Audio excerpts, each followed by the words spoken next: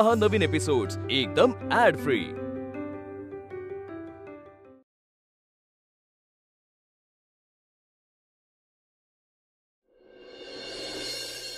सगळ्यांना सगळं करायचं असतं, फक्त मला मदत करायला मात्र कोणालाही जमत नाही। इथे 2 दिवस झाले माझी टाच दुखतेय, सारखं स्वयंपाक खोली ते हॉल, हॉल ते स्वयंपाक खोली। जीव दमून गेलाय माझा। अश्विनीला सुद्धा आत्ताच आजारी पडायचं होतं।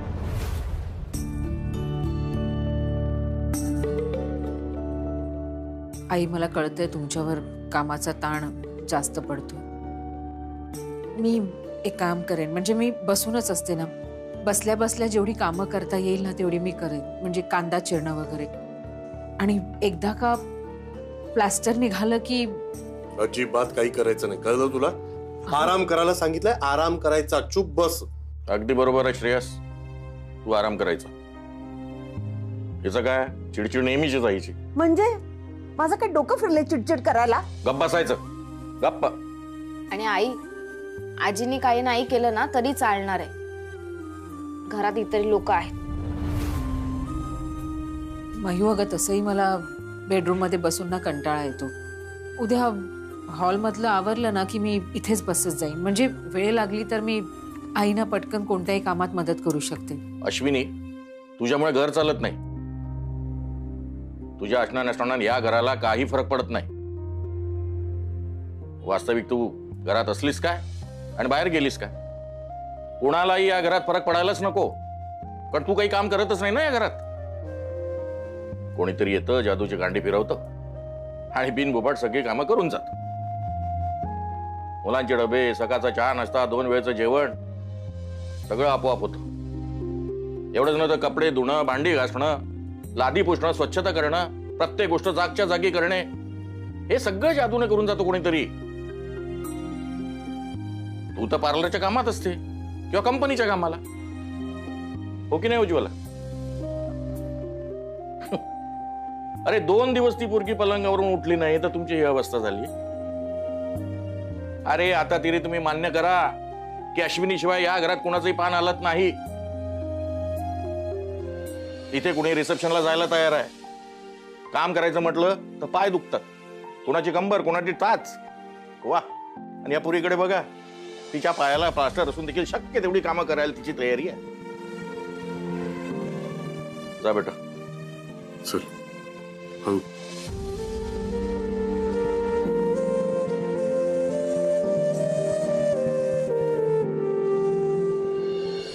तुला सांगून ठेवतो, अश्विनी पूर्ण बरी होईपर्यंत तुझी चिडचिड मला चालणार नाही। शांत राहायचं। आजपर्यंत तिने आपल्याला घरात काम करू दिलं नाही, याचा अर्थ असं नाही की कुणी या घरात कामच करायचं नाही। सगळ्यांनी स्वतःची कामं स्वतः करायची। मला या घरात शांतता हवी आहे। डॉक्टरने तिला आराम करायला सांगितलं, आराम करू द्या, कळलं? अश्विनीला कुठलाही त्रास झालेला मला चालणार नाही।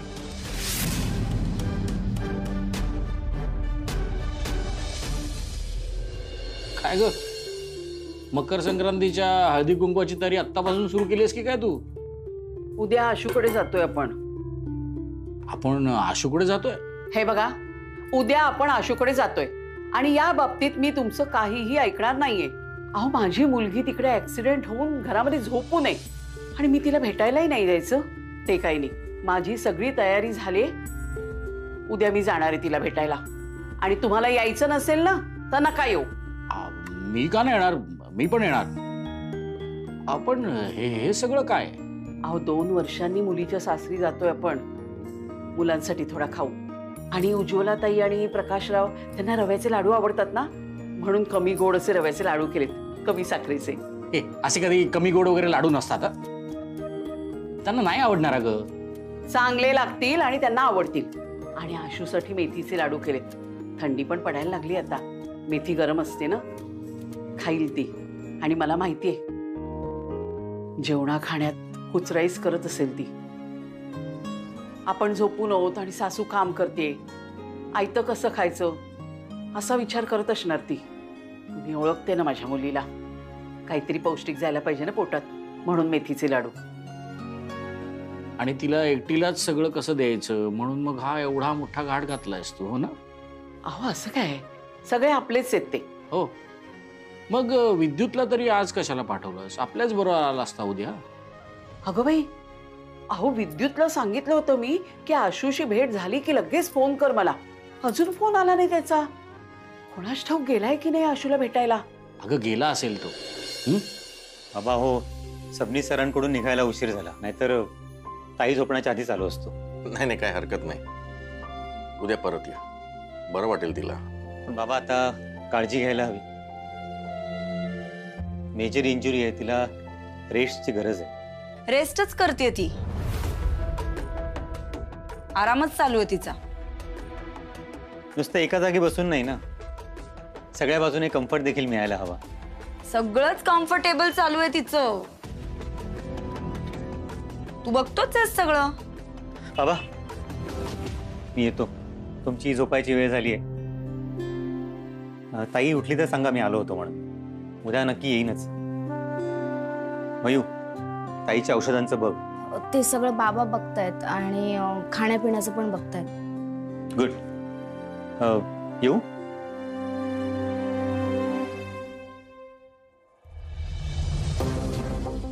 आजी मी आले.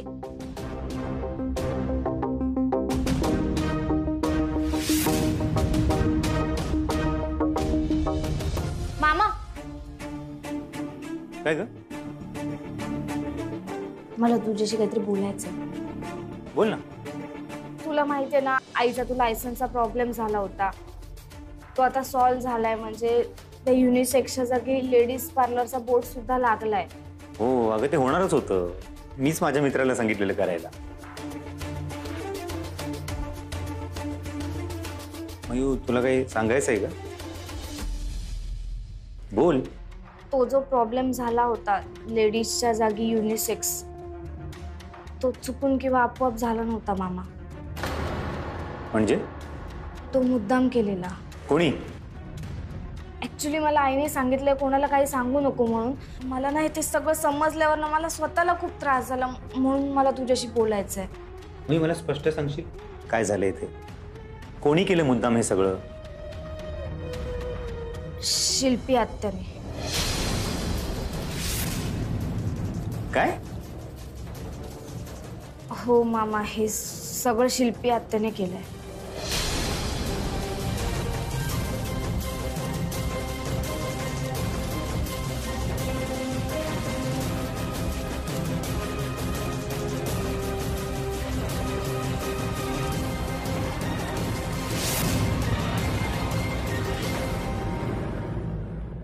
हो मामा, हे सगळं शिल्पी आत्याने प्लॅन केलेलं. मयू, तू काही काळजी करू नकोस, मी बघतो.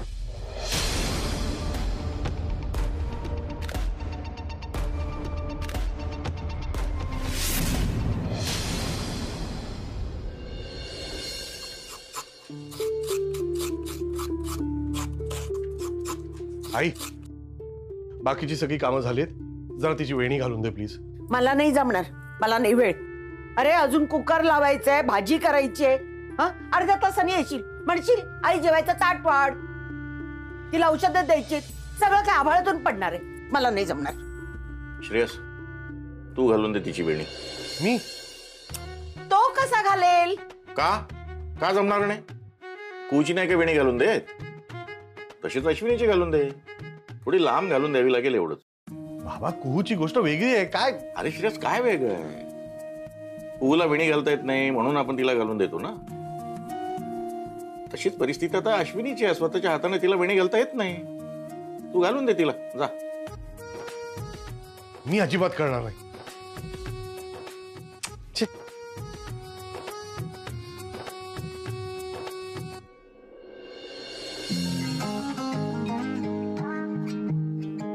पुढे बघ ग, ते एवढे मोठे केस आहेत तुझे, इतके लांब इतके दाट, माझ्या हातात मावत नाही. कापून टाकू? असं कुठे म्हटलं मी? कापून टाकू म्हणजे तुम्हाला त्रास होतोय ना, म्हणून म्हटलं. त्रास का नेहमी होणार आहे? बरी झालीस का तू बांधशील तुझी वेणी स्वतः. मग नको कापू का मी केस? काय ऐकायचं तुला माझ्या तोंडून एक्झॅक्टली? वेणी घालू दे चुपचाप, आणि अजिबात मान हलवू नकोस. द्या, मी घालते, तुम्हाला नाही जमणार. बरं आहे हात. झालं आता जरा शांतपणे बस, मान हलवू नको, मला नीट वेणी घालू दे. बघ काय सॉलिड घातली वेणी मी. काय ग काय झालं, केस ओढले गेले का? हसतेस काय? आई.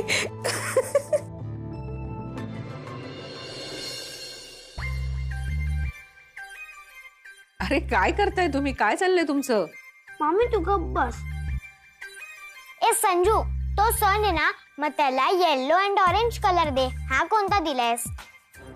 सण कोण काढलाय? तू. मग कलर कुठला द्यायचा हे पण मीच ठरवणार ना. तू कशाला मला सांगतेस? मी सांगितलं का की तुझ्या या बटरफ्लायला हा कलर दे, सिल्वर कलर दे, रेड कलर दे? आई याला सांग ना.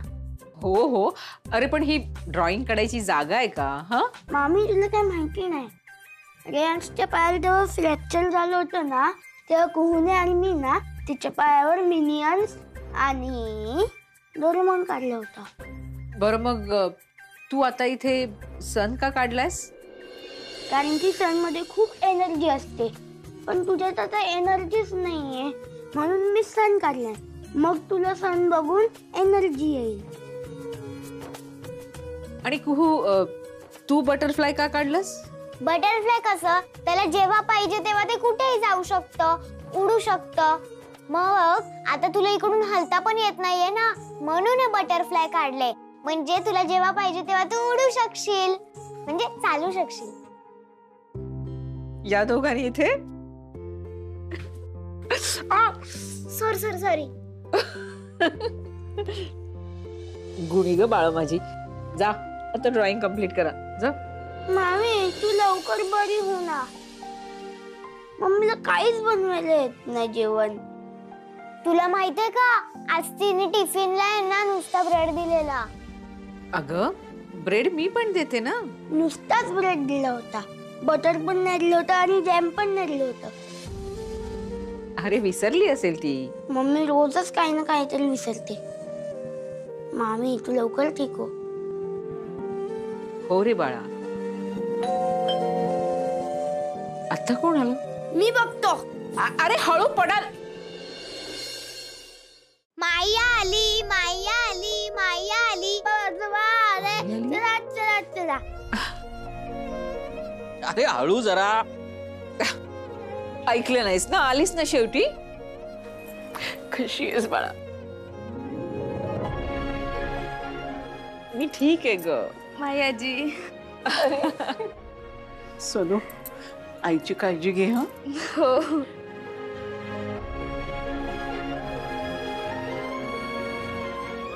आले आम्ही. किती लागलंय ग तुला आशू? अगं आणि हे काय? नातवंडांची कलाकारी दिसतीये. अहो ड्रॉइंगचे क्लास सुरू झाले, प्रॅक्टिस इथेच. माई तू का ग अशी दगदग करत आलीस? हा अगं दगदग कसली त्यात? तरी आप्पा म्हणत होते आपण आत्ता नको जायला, काही दिवसांनी जाऊया. उज्ज्वला ताई तुम्हीच सांगा, मला राहवलं असतं का हो हिला भेटल्याशिवाय? आता कसं तुला भेटले, बघितलं, माझी काळजी थोडी कमी झाली. आशू दगदग नाही करायची आता, थोडा आराम कर. हो हो हो, ती अजिबात दगदग करणार नाही आता. जणू काही तू असं सांगितलं नसतंस तर उद्या ती या प्लास्टर घातलेल्या पायाने मॅरेथॉन धावायलाच जाणार होती काय? अहो काळ वेळ काही आहे की नाही, कुठेही चालू करतात तुमचे जोक्स. अहो कमालताई, आपली अश्विनी जाईल देखील धावायला. बाबा तुम्ही पण. अहो ती पिशवी द्या ना इकडे. हा. उज्ज्वला ताई, हे मेथीचे लाडू आहेत, आशूसाठी आणलेत. आशू रोज एक खायचंय बरं का? बजावून सांगा, खाल्लं पाहिजे म्हणून.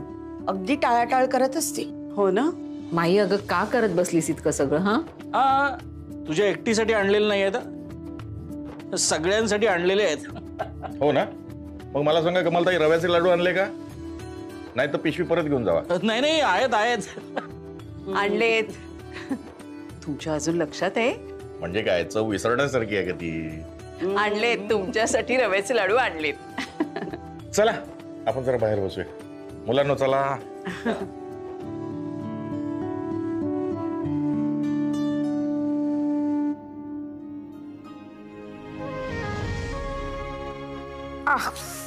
कुठे ग अशी धडपडलीस? हा, खूप त्रास होतोय का ग तुला? नाही ग, माझ्याकडे बघून वाटतंय का तुला त्रास होतोय? तुझं काही सांगू नकोस मला. ओ माय गॉड, मला ना विश्वासच बसत नाहीये. हे विचारण्यासाठी तू मला इथे बोलवलंयस? मला असं वाटलं होतं की त्या दिवशी रागारागात तुझे आपल्या सेपरेशन बद्दल बोललास, त्याबद्दल तुला गिल्ट आला असेल, तुला पश्चाताप झाला असेल, म्हणून काहीतरी बोलण्यासाठी इथे बोलवलं असेल. म्हणलं ठीक आहे यार, एक चान्स देऊन बघावा, बघूयात काय बोलतोय. इथे आल्यावर मला असं कळतंय की तू तर माझ्यावर आणखीन आरोप लावतोयस आणि तू मला गळ घालतोयस की ते सगळे आरोप मी मान्य करावेत. दिस इज जस्ट रिडिक्युलस. चूक झाली माझी, मी इथे आले. नेहमीप्रमाणे ओव्हर रिॲक्ट करतेस. मी फक्त एक शंका विचारली होती. That's it. कोणाच्या सांगण्यावरून तुझ्या डोक्यात ही शंका आली आहे? तुझ्या बहिणीच्या की भाचीच्या? कोणी सांगायला कशाला हवं? माझ्या मनात शंका नाही येऊ शकत? येऊ शकते, अगदीच येऊ शकते. मग पण इतक्या उशिरा नाही. वकील आहेस ना तू? तुला ही शंका तेव्हाच यायला पाहिजे होती जेव्हा लायसन्सचा सगळा गोंधळ झाला होता. खरं तर त्याच दिवशी तुझ्या डोक्यात ही शंका यायला पाहिजे होती आणि त्याच दिवशी तू मला हा प्रश्न विचारायला पाहिजे होतास. पण आज इतके दिवस उलटून गेल्यानंतर तू मला हा प्रश्न विचारतोयस, याचाच अर्थ तुझे कान कुणीतरी भरलेत, तुला हे सगळं कोणीतरी सांगितलंय. आणि हे दुसरं तिसरं कोणी नसून ती तुझी दीडशे आणि भाची आहे, हे मला चांगलंच माहितीये. हे बघ विद्युत, त्या घरात सगळे जण माझ्याकडे डाऊटफुली बघतात. जरा इकडचं तिकडे काही झालं, कुठे काही वाईट घडलं की हे शिल्पीनेच केलं असेल, हा पहिला डाऊट माझ्यावरच असतो. आणि आता नो वंडर्स, पण त्या ग्रुपमध्ये तू पण सामील झालायस. आणि आता माझ्यापासून सेपरेट होण्याचा निर्णय तू घेतलाच आहेस, तर मला चुकीचं ठरवण्याचा, मला वाईट ठरवण्याचा अधिकार तुला आहे. मला तर हेच कळत नाहीये, इतकं सगळं होऊन सुद्धा मी का जगतेय? काय जगायला पाहिजे मी? शिल्पी एक मिनिट ऐक ना, हात सोड माझा. मला खरंच नाही थांबायचंय. शिल्पी प्लीज थांब. नाही विद्युत, तुला खरंच असं वाटतं हे सगळं मी केलं असेल? इतक्या खालच्या पातळीला जाऊन मी काही करेन असं वाटतं तुला? नाही पटत आमच्या दोघींचं. मी तिला अनेक वेळा 4 शब्द रागाचे बोललीये, चिडलीये मी तिच्यावरती, तिचा अपमान पण केलाय मी, नाही असं नाही. पण शेवटी ती माझ्या भावाची बायको आहे आणि तुझी बहीण आहे ती. सो तिच्या बाबतीत, तिच्या बिझनेसच्या बाबतीत इतकी मोठी गोष्ट, इतकी घाणेरडी गोष्ट खालच्या पातळीला जाऊन मी नाही करणार, कधीच नाही करणार मी.